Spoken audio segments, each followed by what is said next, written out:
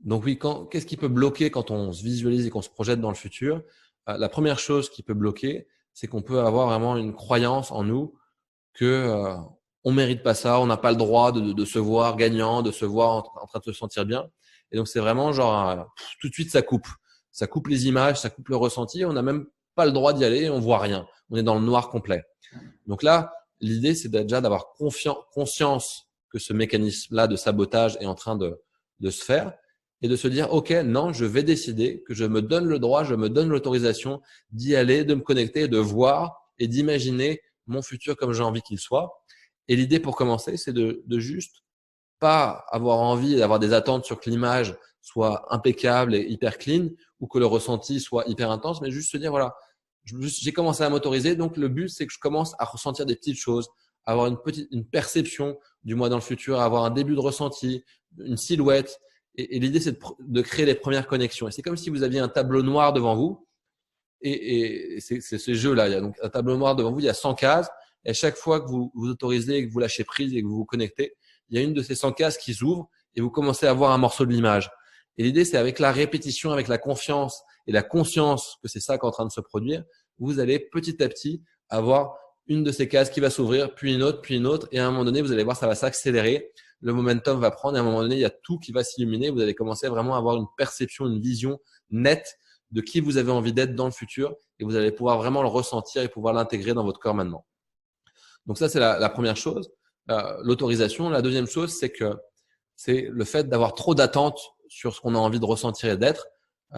Pareil, ça peut bloquer et faire que il y a le mental qui revient et donc du coup j'y arrive pas, je perds le fil de l'exercice et donc du coup je sors et je lâche prise et j'abandonne et donc je suis sorti du truc quoi et j'ai perdu l'équipe et l'équipe avance devant moi et je leur dis bye bye. Donc l'idée, pareil, c'est de lâcher les attentes et de juste rester dans ce mode complètement enfantin de l'imagination, du jeu. Et vous allez voir, dans ce mode enfantin de l'imagination du jeu, tout de suite, il y a les images qui viennent, il y a les couleurs qui viennent, il y a les ressentis qui viennent.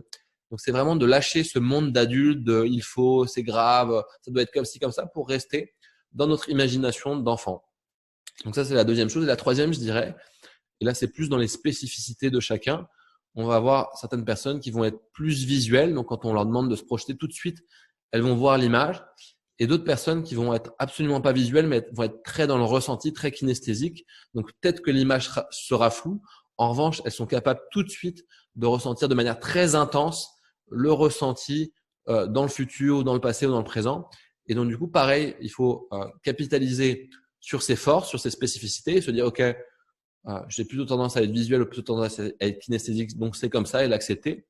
Et en revanche, c'est aussi super, même si on est kinesthésique et que l'image on voit rien, de se dire voilà, je me concentre sur mon ressenti, mais j'essaye aussi de développer dans mon cerveau les connexions et l'image, parce que sinon, si on se dit juste ah oui, je suis pas visuel donc je vois rien, bah on accepte ça, alors qu'on peut faire travailler son cerveau et progressivement arriver à ouvrir. Et c'est pareil pour ceux qui ressentent rien.